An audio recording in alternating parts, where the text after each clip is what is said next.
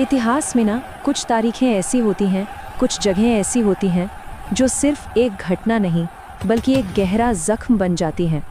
जालियांवाला बाग एक ऐसा ही नाम है, एक ऐसा ही वाकया।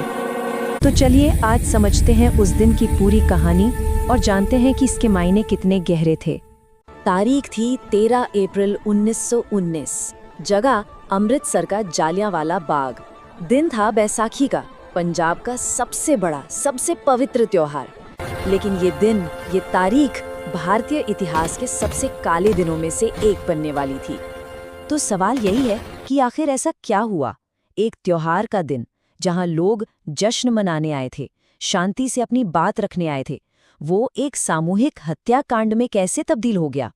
इस पूरी तस्वीर को समझने के लिए ना थोड़ा पीछे चलना होगा, उस वक्त के हालात को देखना होगा। तो देखिए, ये दौर था पहले विश्व युद्ध के ठीक बाद का। पूरे भारत में एक नई राजनीतिक चेतना जागरी थी। लोग अपने हक की बात कर रहे थे और ब्रिटिश हुकूमत इस उठती हुई आवाज को किसी भी कीमत पर दबा देना चाहती थी। और इसी माहौल में अंग्रेज एक नया कानून ले आए, रॉलेट एक्ट। ये एक बहुत ही जालिमाना कानून था। मतलब सरकार सिर्फ शक के आधार पर किसी को भी बिना किसी मुकदमे के 2 साल के लिए जेल में डाल सकती थी। जाहिर है पूरे देश ने इसे काला कानून कहा और इसके खिलाफ जबरदस्त गुस्सा भड़क उठा। इस विरोध का एक बड़ा गढ़ बना हुआ था पंजाब। गांधी जी ने सत्याग्रह का ऐलान किया और इसी बीच अमृतसर के 2 बहुत ही लोकप्रिय नेता डॉक्टर किचलू और डॉक्टर सत्यपाल को गिरफ्तार कर लिया गया। बस इस गिरफ्तारी ने जैसे आग में घी का काम किया। पूरे शहर का माहौल एकदम तनाव से भर गया था। और इसी तनाव के माहौल में आई 13 अप्रैल की तारीख। उस दिन की सारी घटनाओं का सेंटर पॉइंट बना अमृतसर का जालियांवाला बाग। अब सोचिए, बाग में हजारों की भीड़ थी। इनमें कौन लोग थे? बहुत सारे तो आम परिवार थे जो अपने बच्चों के साथ बैसाखी का मेला घूमने आए थे। और हाँ, कुछ लोग अपने नेताओं की गिरफ्तारी के खिलाफ एक शांतिपूर्ण विरोध करने के लिए भी वहां इकट्ठा हुए थे। लेकिन ये बाग, इसकी बनावट ही एक जाल जैसी थी। चारों तरफ ऊंची ऊंची दीवारें और आने जाने के लिए बस एक पतला सा संकरा सा रास्ता। और तभी पंजाब के lieutenant governor Michael O'Dwyer के हुक्म पर ब्रिगेडियर जनरल डायर अपनी फौजी टुकड़ी के साथ वहां आ धमका। इसके बाद जो हुआ, उसने सिर्फ भारत की ही नहीं बल्कि पूरी दुनिया की रूह कंपा दी। वो 10 मिनट, इतिहास के वो 10 मिनट जो एक कभी ना मिटने वाला जख्म छोड़ गए। जनरल डायर ने वहां मौजूद निहत्थी भीड़ को हटने का कोई मौका नहीं दिया, कोई वार्निंग नहीं दी, कुछ नहीं कहा। सीधा अपने सैनिकों को एक ही हुक्म दिया, फायर। पूरे 10 मिनट तक, बस एक पल के लिए सोच कर देखिए, 10 मिनट तक लगातार बिना रुके गोलियों की बौछार होती रही। उन 10 मिनटों में जानते हैं कितनी गोलियां चली? कुल 1650 राउंड गोलियां। और सैनिकों को साफ साफ कहा गया था कि निशाना उन जगहों पर लगाओ जहां भीड़ सबसे ज्यादा हो। वहां भगदड़ मच गई, लेकिन लोग जाएं तो जाएं कहां? बाहर निकलने का तो कोई रास्ता ही नहीं था।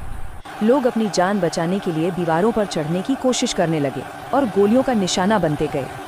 कई लोगों ने तो बाग के अंदर बने एक कुएं में छलांग लगा दी। बाद में उसी एक कुएं से 120 से ज्यादा लाशें निकाली गई। और मौतों के आंकड़ों में भी जमीन आसमान का फर्क था। ब्रिटिश सरकार ने अपनी रिपोर्ट में कहा कि सिर्फ 379 लोग मारे गए, जबकि भारतीय राष्ट्रीय कांग्रेस का अनुमान था कि मरने वालों की संख्या 1000 से कहीं ज्यादा थी। जैसे इस नरसंहार की खबर फैली ना, पूरा देश सदमे और गुस्से की आग में जल उठा। ये सिर्फ एक बेरहम कार्रवाई नहीं थी, इसने ब्रिटिश न्याय और इंसानियत के ढोंग पर से हमेशा के लिए पर्दा उठा दिया था। इस गुस्से की सबसे बड़ी आवाजों में से एक थे गुरुदेव रविंद्रनाथ टैगोर। उन्होंने इस घटना के विरोध में ब्रिटिश सरकार से मिली नाइटहुड की उपाधि लौटा दी। उन्होंने कहा कि ऐसा सम्मान अब सम्मान नहीं बल्कि शर्म की वजह है।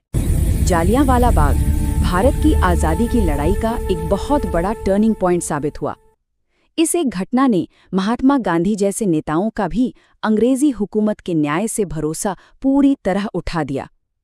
यहीं से असहयोग आंदोलन की नींव पड़ी और पूर्ण स्वराज यानी पूरी आज़ादी की मांग और भी ज्यादा मजबूत हो गई। और एक बात जो आज भी बहुत चुभती है, 100 साल से ज्यादा गुजर चुके हैं, लेकिन आज तक ब्रिटिश सरकार ने इस नरसंहार के लिए औपचारिक तौर पर माफी नहीं मांगी है। हाँ, इसे शर्मनाक जरूर कहा गया, लेकिन एक औपचारिक माफीनामा वो कभी जारी नहीं हुआ। ये सब सिर्फ इतिहास की किताबों में दर्ज एक कहानी नहीं है। आज भी अगर कोई जालियांवाला बाग जाए तो वहाँ की दीवारों पर गोलियों के वो निशान साफ साफ देखे जा सकते हैं। वो निशान उस दिन हुए जुल्म की एक खामोश गवाही देते हैं। आखिर में जालियांवाला बाग की विरासत यही है।